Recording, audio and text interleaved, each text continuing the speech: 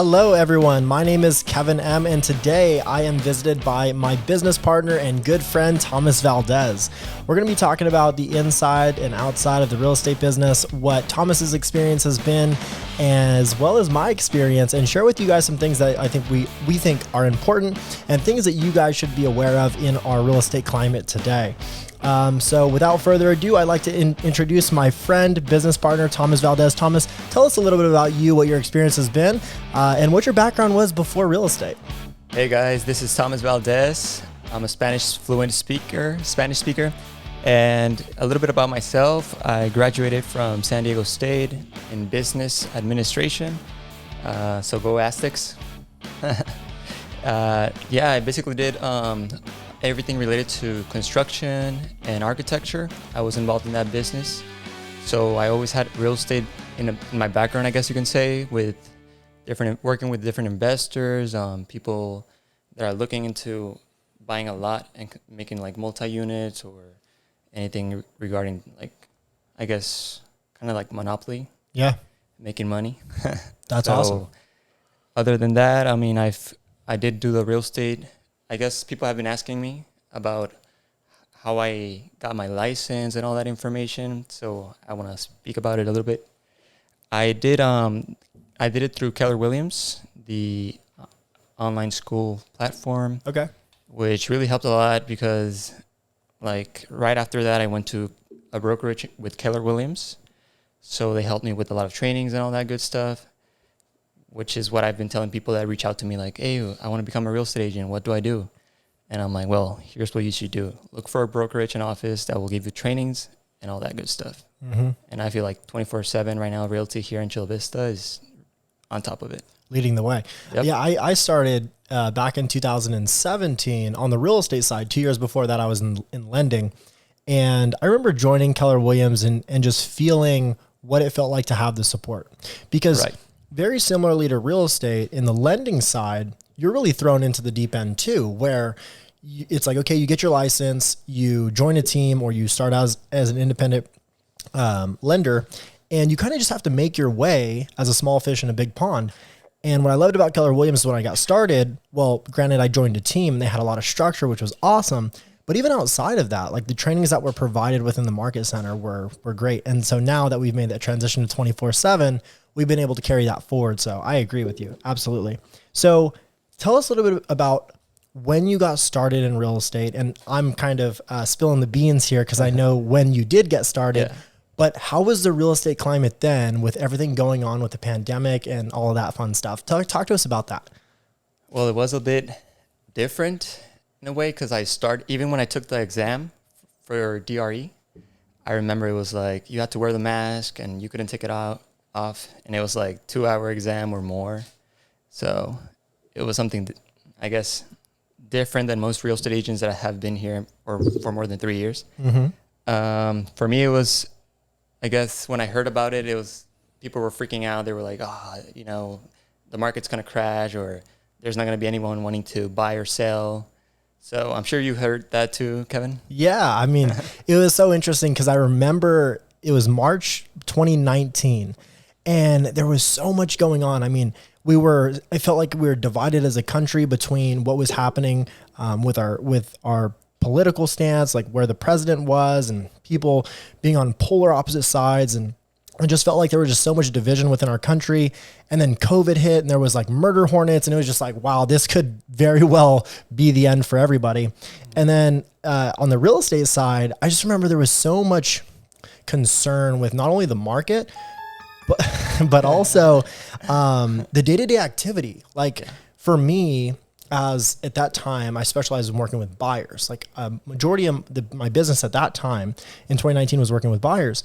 And we had to do these forms that would say, we haven't come in contact with anyone who's contracted the virus in 14 days. And you had to get these forms signed for every single showing. And it was really tedious. And then on the seller side, it was interesting because you'd have this pipeline of people who wanted to go and sell their house. And all of a sudden they went from being in the game to sitting on the fence because they didn't know if they wanted to welcome people into their house, if they wanted people walking around, and if they even could get the amount of money now that the buyer confidence had dropped. And so I thought it was just a really interesting time. which for you as a new agent was pretty cool looking back on it, I would have to assume, because it only got easier in the aspect of being able to facilitate showings and things of that nature, right? Yeah, like you mentioned, we did have to fill up the PEAT forms. So that was something new for me and for many of the new agents. It was sending it to the listing agent, letting him know that the buyer was willing to take the risk of taking the preview. Mm-hmm. So yeah, the PEAT forms, I remember people were wanting to move into a bigger space, which is, I feel, what made the market grow in like a lot of sales, because people wanted the home office space. They wanted to not be in a enclosed space in a condo. They wanted a single family residence. So all that stuff, I feel like, was a big hit. Good opportunity for people who are living in a condo to maybe move up into that townhome or detached home where they have that outside space, they have that office space. A lot of people working from home, that's continued. So we're continuing to see that. So talk to us a little bit about like what you're seeing in the market today, some things that you want to address, whether that be, people who are renting, people who are considering buying, sellers, wherever you want to start. Well, why don't we start with renters? Why don't you tell us a little bit about your friends, your family, people who are renting? What advice would you have for them? What are you seeing in the market today? Today, I've been doing a couple of open houses in the market. So like, I notice when people walk in, they're like, hey, I'm renting right now in this neighborhood. I'm looking into buying, but I don't know what to do. Like, should I even move forward with everything that's happening right now? And I tell them, you know what? Go for it. Don't fall in the trap of renting. You're paying somebody else's mortgage. Why do that? Yeah. And, we'll talk about home appreciation in a minute. But one thing that I learned living in San Diego is that more people come here than they do leave. Yeah. People come for the military, the coast, the weather, they come for college, and they come here and they settle here. They just don't go back home because why would you? Just such a beautiful city. Got everything. And because of that, we've seen home values increase, but we've also seen rents increase. Yep. And, with certain economic variables, there could be a chance that home values potentially correct at some point. Will they? I don't know. I can't predict the future. But one thing I know for certain is that landlords have a fixed rate mortgage that they have to meet month after month. And if the rental payment isn't enough to meet that mortgage payment, then it's not going to make sense for them to hold on to that. So what's going to happen? They're going to continue to increase rent. Yeah.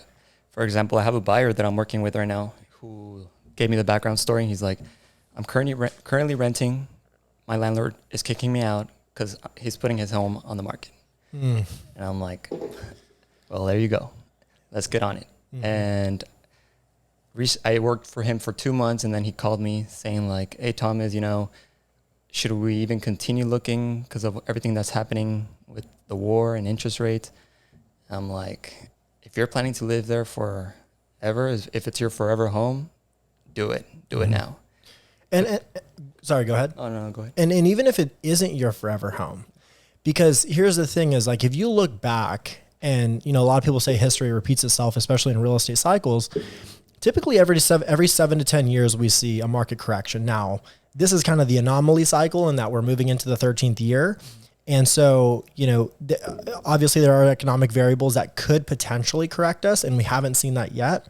But the reason I mention that is because even if it isn't your forever home, what we know in looking back at value charts is that within every cycle, the next cycle's peak is always greater than the last cycle's peak. Yeah. Meaning that if you were in the last cycle of that 7 to 10 years and the highest value was at, let's say, $750,000, today, that highest value, or that peak, if you will, is higher than $750,000. And it will continue to go that way because of inflation and because of demand. It's only natural that every peak moving forward will be greater than the last. Yep. And then, here in San Diego, rents grew by 15% just last year, which is big. Nationwide was 8%. So that gives you a hint of where things are going. Absolutely. And that's just another justification or another reaffirmation of, in San Diego, although the nation average is 8%, here in San Diego, it's almost double the average. Right. Is because so many people are coming here. So moving into like buyers, let's say, what do you think is like their biggest hesitation in moving forward right now? Obviously, home values, we've talked about that. Is there anything else that you're seeing with friends, family, people that you talk to? And then also, what advice would you have for them? Buyers are right now, they know there's a good interest rate, but they're worried about the home price. And for me, it's like, okay, think about this. Home price will be up, will be high, but worry about your monthly payment. Worry about maintenance. Worry about things that can fluctuate. So that's the suggestions I give out. I saw a statistic, I believe it was a part of our VA seminar statistics, and it was like the average sales price in 2019, and I could be incorrect here, so don't hold me to this, but it was somewhere around like $560,000, and at a 3.25% interest rate, their payment was like, let's say $2,500 on a VA loan where you don't have mortgage insurance, okay? And then the following year, I think it increased to around $630,000. So we're talking about like an $80,000 increase in sales price, but they had a drop of 1% in interest rate, and their monthly payment was actually lower than the previous year by about $100 or $200. So it's like, how much influence does that interest rate have in comparison to those prices? Prices, correct. So, which, I mean, you as a listing agent have noticed as well, there's becoming like bidding wars and all that because people are focused now on the interest rate, not much on the price. Absolutely. Yeah. And what we've also seen to that point on the listing side where I'm representing sellers is there's more cash buyers in the market. Yeah. And the reason why is because like the historical average in the stock market, if you put your money into an index fund, is going to make anywhere from 7 to 10%. 10 is really aggressive. So let's just say 7. Okay. If you were to buy a home and finance a home today at, let's say 3.5%, then you could essentially, so a cash buyer comes in, purchase the home cash. What they're doing is they're purchasing the home cash to beat out the competition. And then once they've taken possession of the home, they're turning around and doing a cash out refinance to finance all of that. And the reason why they're doing that is so that their money is not tied up in real property or in a house, but rather they can then take that money, finance that house over 30 years at 3.5%, and then use that money and put it in the stock market and make 7%. So it's like when interest rates are up, it doesn't make sense to do that. You probably just tie up your money. Yeah. But when interest rates are down, you can borrow and lend on your own money and allow that house to appreciate over time while you're paying down the balance. That's great. And then you're making more money in the stock market. And so it's like we're seeing a lot of that. That's great. I mean, I represented a cash buyer recently. Just this year. You've done 2, right? 2, yep. Incredible. They know what to do in today's market. Absolutely. Absolutely. And another thing I want to touch on is, as we're talking about sellers, because, you know, most people today are like, man, it's just, everyone's saying it's a good time to sell, but where would I go? And I mean, rightfully so. I get it. But as a seller in today's market, if you're living in a home that you know you're not going to hold on to long term, like you're just not going to hold on to it for the rest of your life, and you're using that home as a stepping stone to your next home, right now is arguably one of the best times to do it. Is it the best time? Couldn't tell you, but arguably one of the best times. If we look back at appreciation, I think it was 2019. Again, don't hold me to these numbers. This is just using my recollection. 2019, I believe we had somewhere around a 7% increase in home values. Damn. Okay. 2019. That's from 19 to the start of 20. From 20, or excuse me, that was from 20 to 21. From 21 to the start of 22, we had an 18% increase in San Diego.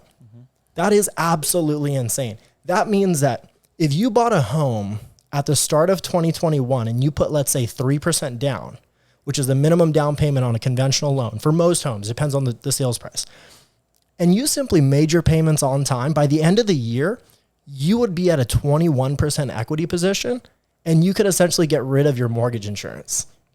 That would save you $300 or $400 just by owning a home and putting 3% down. Yep. Okay. Where it gets staggering is Goldman Sachs published an article in November of last year stating that home values would increase by 16% by the end of 2022.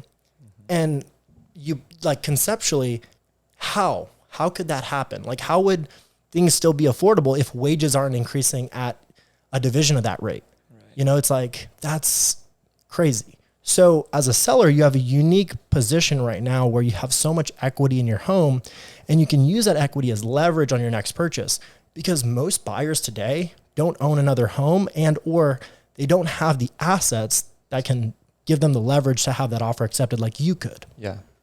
And then, like you mentioned, just last year, there was 6.1 million homes sold just in the United States.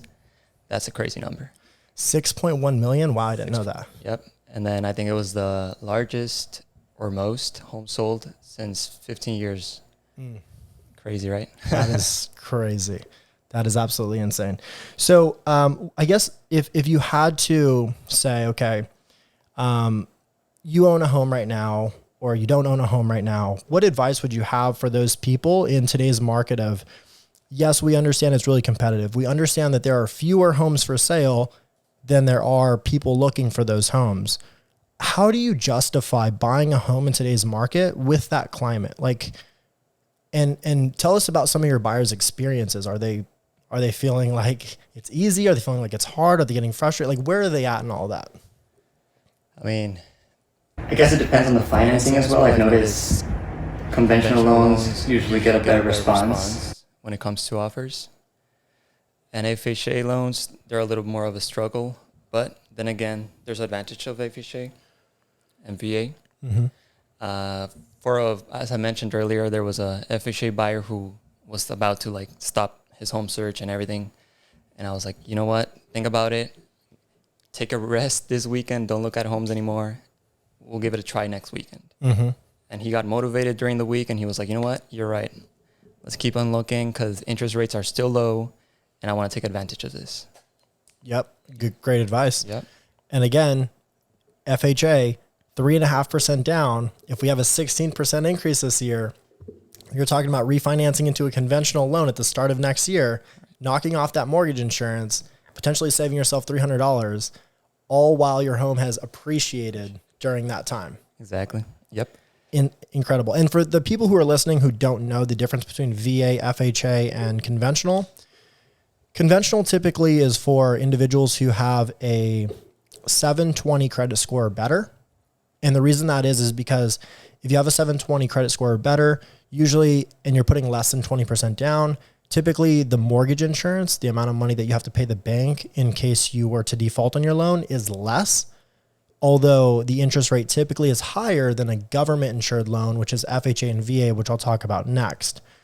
FHA is designed for, a lot of people believe it's designed for first-time home buyers, which in a sense it can be.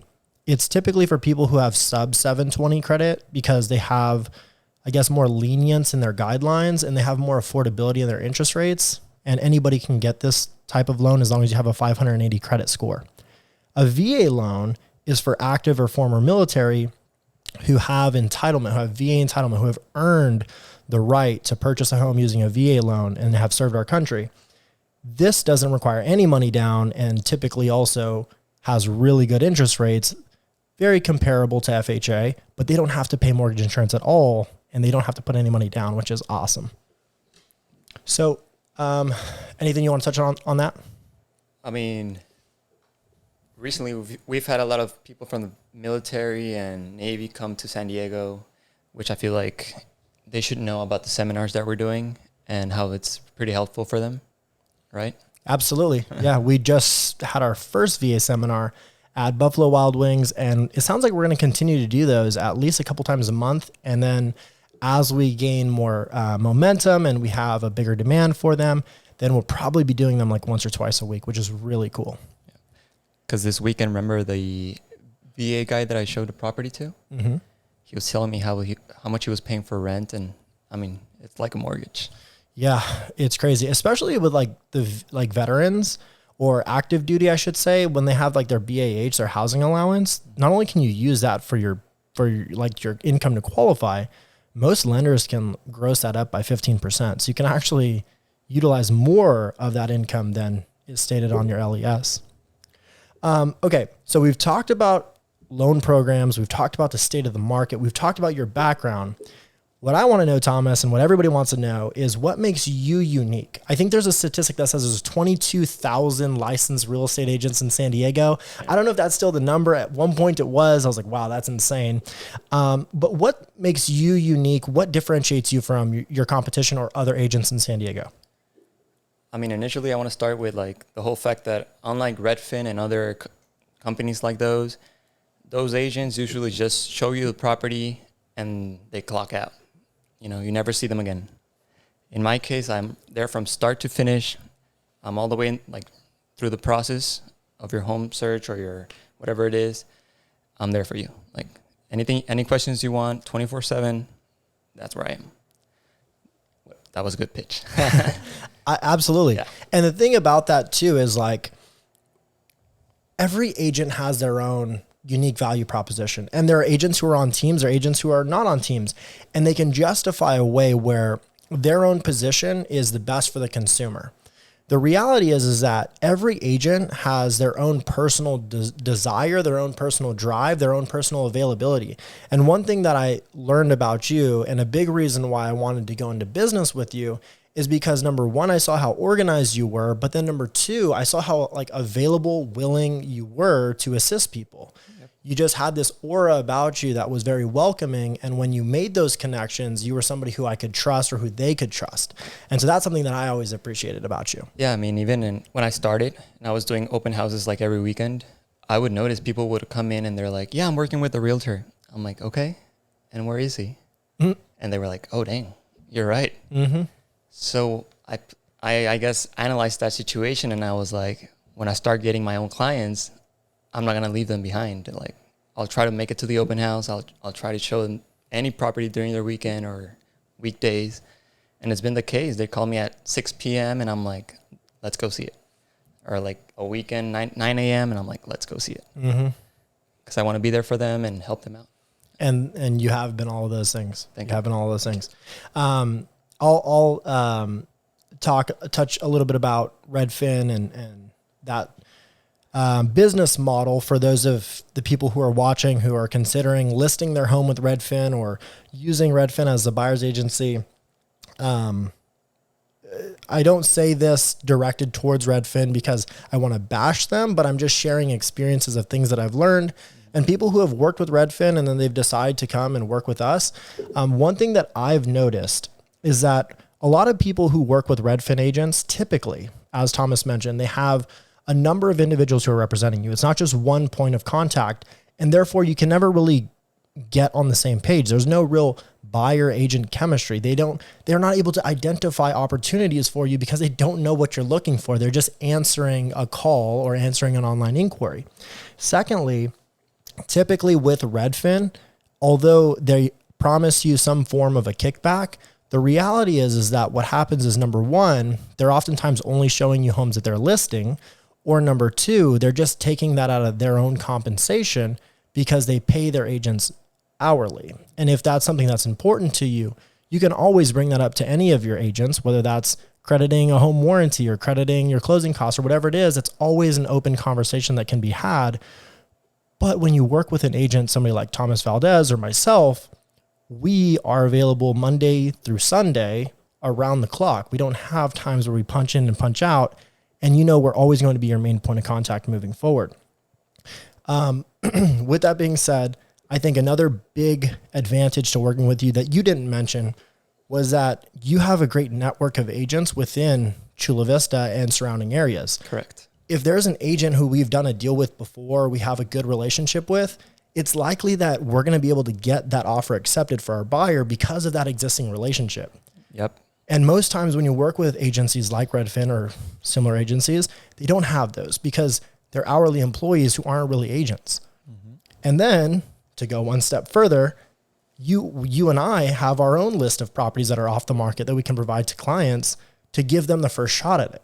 Yeah. And so for all those reasons, which is, I mean, what another, I guess, pitch, what we've been telling clients and whatnot is the whole thing that if you're online looking for a home, I'm sure 100 other families are looking at that same home as you are. So you know what? Contact Thomas or Kevin. We'll give you a coming soon property or off market deal. Absolutely. And if you're looking online on Zillow, Redfin, Trulia, whatever it is, and you're going to open houses, we love that you're being proactive. I mean, when we're in the market for a car, for clothing, for a house, we do the same thing. We look online before we're ever ready to make that move. So you're just like us in being proactive. And yet you have to understand that there are hundreds of other families that are also being proactive. So what does that mean? that means you're also competing with 100 other families for every single property that's listed on those sites. Multiple offers. Absolutely. So, okay, we've covered a lot today. I want to thank you so much for being with us.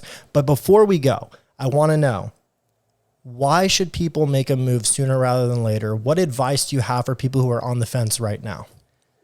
Jump on it now. Jump on it now. Yeah. Any specific reasons why they should jump on it now? Interest rates are still low. Okay. Houses, like the prices tend to rise over time. And lastly, owning still beats renting. Absolutely. Yeah. Well, Thomas, thank you so much. It was a pleasure for me not only to be in business with you, but also be able to gain some insight around these topics that we typically have more of like an overview conversation, but being able to dive deep, have a fun conversation with you has been awesome. So thank you so much. Once again, guys, Kevin M, 24/7 Realty, and Thomas Valdez, 24/7 Realty. Thank you guys. Until next time. Woo.